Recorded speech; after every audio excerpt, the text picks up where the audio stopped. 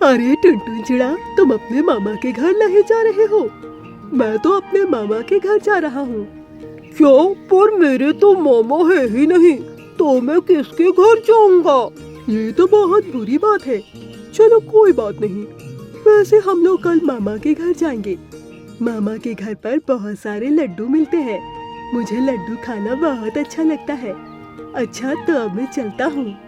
और ये कहकर मोनू कौवा वहाँ से चला आया। मोनू कौवा के जाने के बाद टुनटुन चिड़ा अपनी माँ टुनी चिड़िया के पास आ गई और उनसे बोली, माँ, कल रक्षाबंधन है, आप मामा के घर नहीं जाएंगी क्या? अरे बेटा, तुम्हें तो पता ही है मेरा भाई नहीं है, तो फिर वहाँ जाने से मतलब ही क्या है? पर आपका भाई क्यों नहीं है? सभी के तो भाई हैं। बेटे, इसके पीछे एक बहुत बड़ी कहानी है। अभी वो लोग बात कर ही रहे थे, तभी वहाँ पर गौरी कोयल अपने बेटे को लेकर आ जाती है और उससे कहती है, क्यों टुनी चिड़िया, तुम तो राखी बांधने जाओगी नहीं, क्योंकि तुम्हारा तो भाई ही नहीं है। हाँ, तुमने बिल्कुल ठीक कहा, पर तुम तो जा रही होगी ना? हाँ, मैं तो जाऊंगी, क्योंकि मेरा भाई मुझे बहुत ही प्यार करता है। तुम तो बहुत ही बदनसीब हो, ना ही तुम्हारा भाई है, ना ही तुम्हारा पति है। तुम तो बहुत ही मनहूस हो। तुम ऐसी बातें क्यों कर रही हो? भले ही मेरा भाई ना हो, ना पति हो, पर मेरा बेटा है तो मैं उससे बहुत प्यार करती हूँ। सही है, जिसका कोई नहीं होता वो ऐसे ही तसल्ली रखता है। देखो, मैं अपने भाई के लिए कितनी महंगी राखी लेकर आई हूँ, पूरे 100 रुपए की आई है।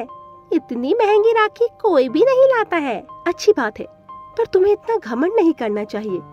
तुम्हें तो भगवान का शुक्रगुजार होना चाहिए कि तुम्हारा भाई तो है कम से कम।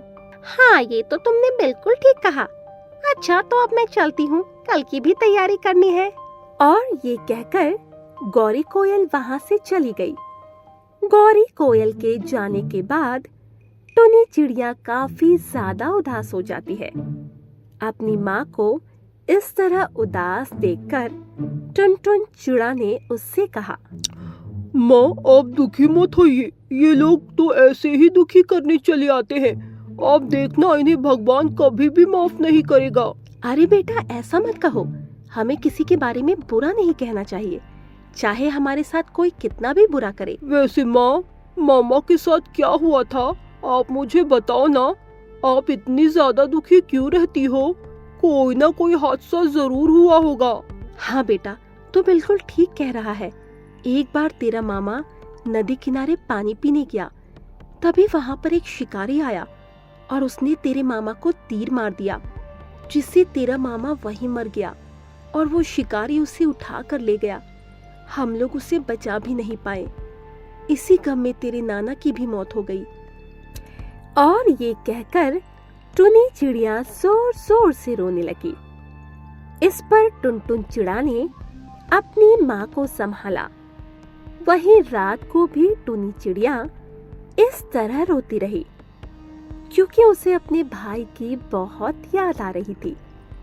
वो भी अपने भाई के राखी बांधना चाहती थी, पर बदकिस्मती से उसका भाई पहले ही मर चुका था। अगली सुबह गौरी कोयल अपने बेटे मोनू कौवा को लेकर अपने भाई के घर पहुंच जाती है।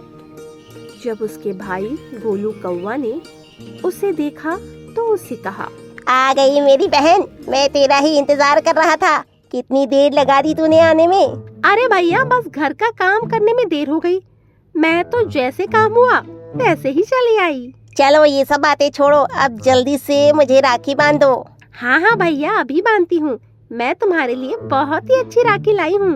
और ये कहकर गौरी कोयल ने अपने भैया गोलू कौवा के राखी बांधी, जिससे खुश होकर गोलू कौवा ने उसे सोने के कंगन दिए और उससे कहा, देख बहन, मैं तेरे लिए सोने के कंगन चुरा कर लाया हूँ।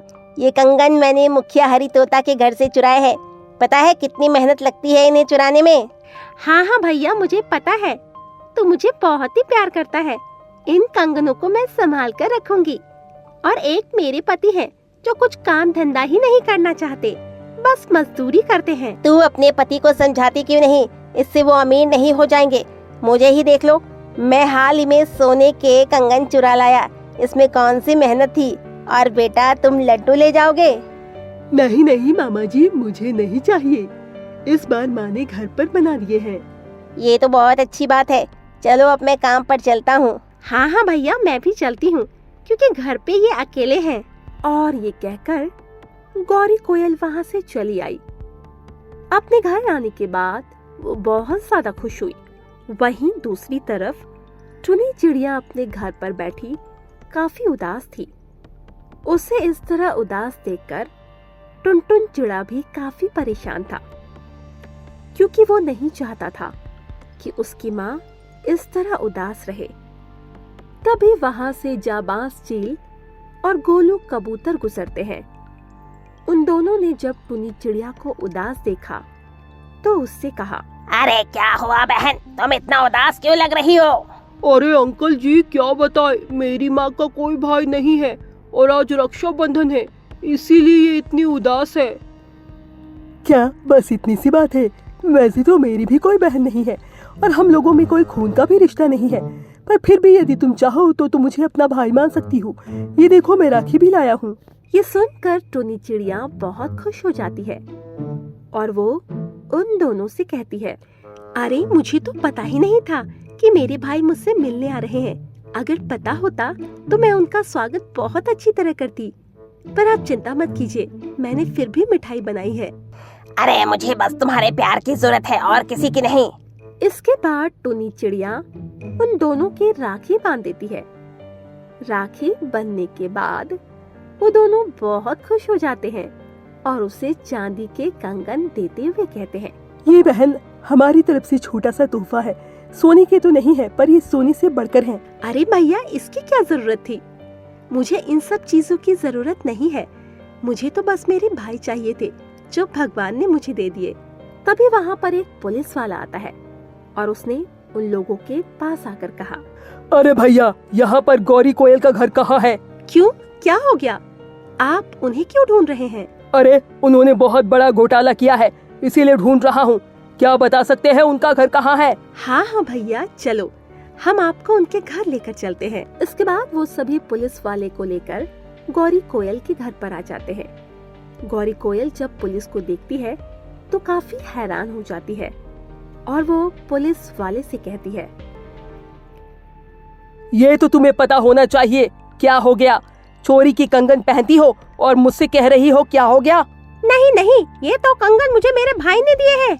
हाँ, तेरे भाई ने ही मुझे बताया है तेरा पता। ये सुनकर गौरी कोयल बहुत ज्यादा दुखी हो जाती है और फिर पुलिस वाला उसे हथकड़ी लगाकर अपने साथ ले जाता है, जिसे देखकर मोनू कौवा अपने पिता से कहता है, सही रहा पिताजी, मैं मामा के घर से कुछ लाया नहीं, वरना पुलिस मुझे भी ले जाती।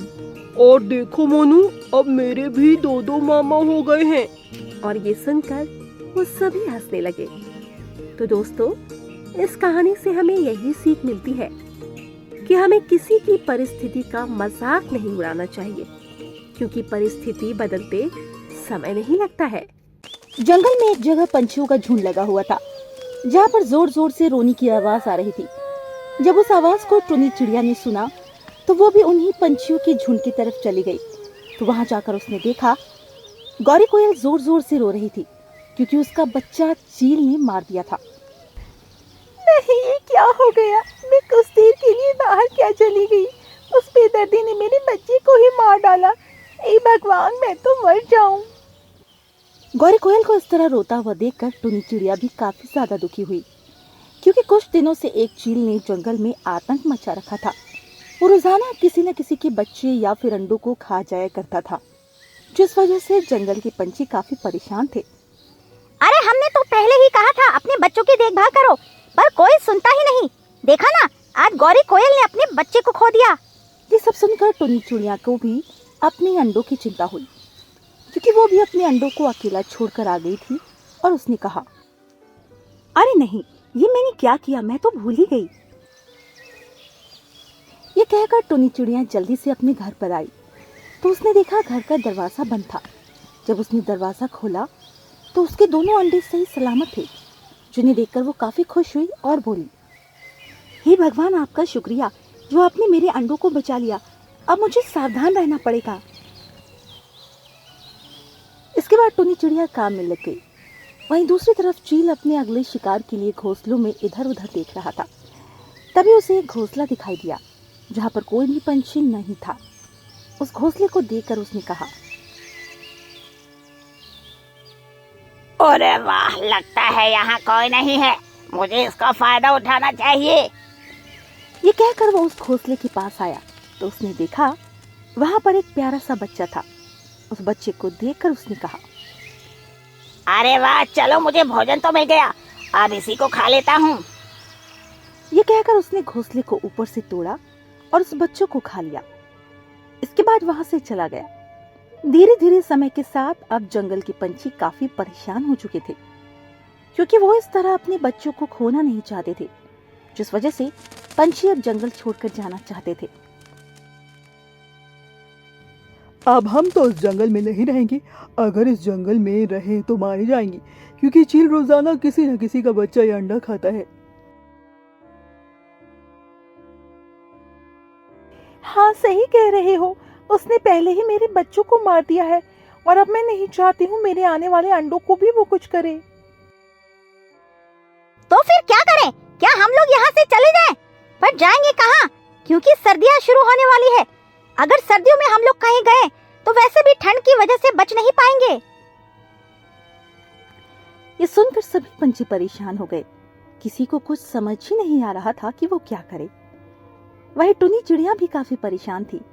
उसे भी कुछ समझ नहीं आ रहा था, क्योंकि उसका घोंसला भी काफी कमजोर था, जिस वजह से वो घोंसले को मजबूत करना चाहती थी और ठंड बढ़ने के साथ ही वो ठंड से बचने का इंतजाम भी कर रही थी। मुझे जल्द से जल्द इंतजाम कर देना चाहिए, क्योंकि अगर मैंने अभी इंतजाम नहीं किया तो मुझे आगे काफी दिक्कत होगी, क्योंकि मेरे अंडों में से बच्चे निकलने वाले हैं और उन्हें मुझे सर्दियों से बचाना होगा। यही सोचकर टुनी चिड़िया जंगल में सामान इकट्ठा करने के लिए निकल गई। वो जंगल में इधर उधर सामान को ढूंढ रही थी, पर उसे मजबूत सामान दिखाई नहीं दे रहा था, जिस वजह से वो जंगल से बाहर की तरफ चली गई। तभी उसे एक जगह पर कुछ ऐसा दिखाई दिया जिसे देखकर वो काफी हैरान हुई, और जब वो पास गई तो और ज्यादा हैरान हुई। इसके बाद वो जंगल वापस आ गई।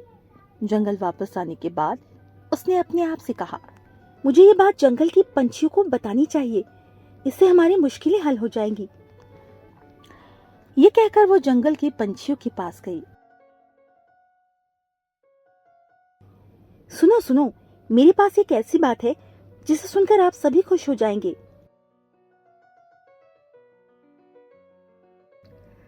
ऐसी क्या बात है? क्या चील को मारने का कोई उपाय मिल गया? अरे नहीं नहीं, चील से बचने का उपाय मिल गया है। क्या चील से बचने का? ये तुम क्या कह रही हो? इसके बाद टुनी चिड़िया ने उन सभी को सारी बात बताई, जिसे सुनकर सभी पंछी काफी हैरान हुए। उन्हें यकीन नहीं हो रहा था ऐसा भी हो सकता है। पर हम कैसे यकीन कर ले? अगर इससे चील ने फिर हमारे घर को तोड़ दिया तो? नहीं नहीं, मेरा विश्वास करो, और अगर तुम्हें विश्वास नहीं होता तो चलो मैं तुम्हें उसी जगह ले चलती हूँ। टुनी चिड़िया की बात सुनकर सभी उसके साथ उसी जगह आए, जहाँ आकर उन्होंने देखा एक बांस का घर बना हुआ था, जहाँ पर एक चिड़िया रहती थी। चिड़िया ने जब उन्हें अपने घर की कहानी बताई तो वो सभी भी काफी हैरान हुए, और इसके बाद वो सभी जंगल वापस आए और कालू कौवा ने कहा, तो फिर हमें भी तैयारी शुरू कर देनी चाहिए, क्योंकि सर्दियां बढ़ने वाली है। हाँ हाँ, तुम लोग सही कह रहे हो, और वैसे भी उस चील से बचने का बस यही एक तरीका है। इसके बाद सभी लोग बांस को इकट्ठा करने लगे और अपने लिए बांस का घर भी बनाने लगे। बांस का घर बन जाने के बाद वो सभी काफी ज्यादा खुश हुए, पर हरी तोता थोड़ा परेशान था और उसने कहा, और ये घर तो बनकर तैयार हो गया, पर अब इसे गर्म कैसे किया जाए? ये सुनकर सभी एक दूसरे की तरफ देखने लगे। इस पर टुनी चिड़िया ने कहा, हमें कपास की मदद लेनी चाहिए, क्योंकि वैसे भी ये घरों को गर्म रखता है। हाँ, तुम सही कह रही हो, चलो कपास लेने चलते हैं। इसके बाद सभी कपास लाए और अपने अपने घरों में लगा दिया। इसके बाद सभी पक्षी अपने बांस के घरों में रहने लगे। समय के साथ सर्दी अब और ज्यादा बढ़ रही थी, जिस वजह से सभी पंछी अपने बांस के घोंसलों में बैठे हुए थे। दूसरी तरफ चील शिकार के लिए निकला, पर अब उसने जंगल में बांस के घरों को देखा तो वो काफी ज्यादा हैरान हुआ। अरे ये क्या, ये तो बांस के घर है, इन्होंने ये कब बना लिए? इसके बाद उसने एक एक घर के दरवाजे तोड़ने की कोशिश की, पर बांस मजबूत होने की वजह से उसने किसी भी दरवाजे को नहीं तोड़ा।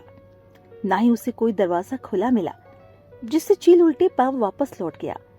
वहीं अब टुनी चिड़िया के अंडों में से बच्चे निकल आए, जिन्हें देख टुनी चिड़िया बहुत खुश थी। वहीं सर्दियां धीरे धीरे बढ़ती जा रही थी।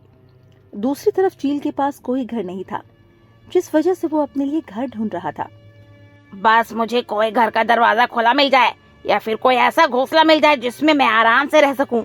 पर उसने जंगल में सब तरफ देखा, उसे कोई भी घर नहीं मिला, जिस वजह से चील काफी परेशान हुआ, क्योंकि अब कई दिनों से उसे कोई शिकार नहीं मिल रहा था, ना ही घर, और अब ठंड भी बढ़ती जा रही थी, जिस वजह से चील अब मरने की हालत में आ गया था।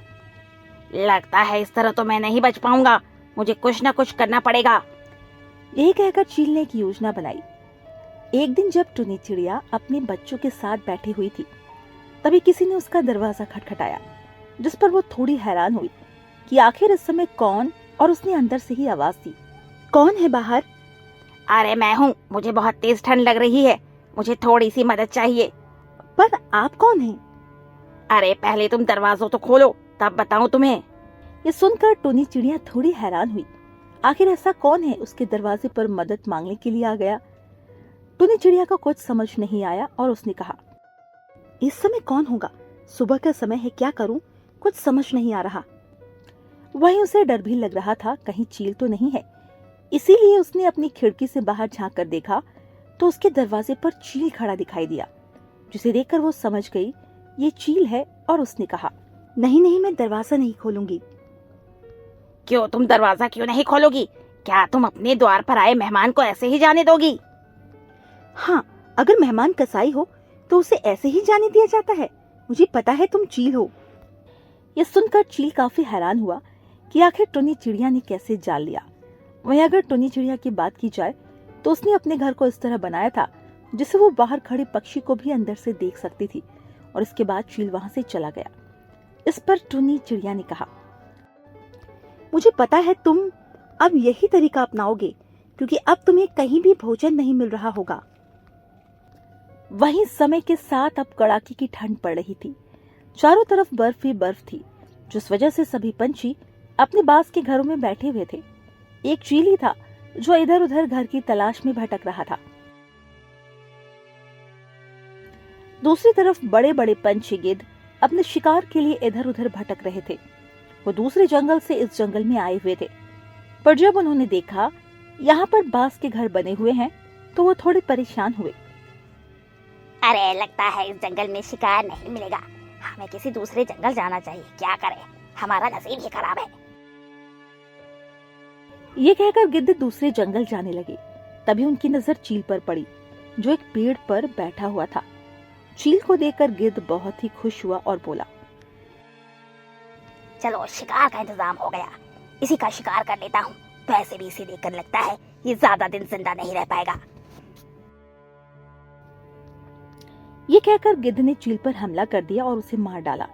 चील अपनी जान की भीख मांगता रहा, पर गिद्ध ने उसकी एक भी नहीं सुनी, क्योंकि गिद्ध काफी ज्यादा भूखा था और उसे मारने के बाद वो वहां से चला गया। वहीं सभी पक्षी अपने अपने घोंसलों से ये नजारा देख रहे थे, क्योंकि चील जोर जोर से चिल्ला रहा था।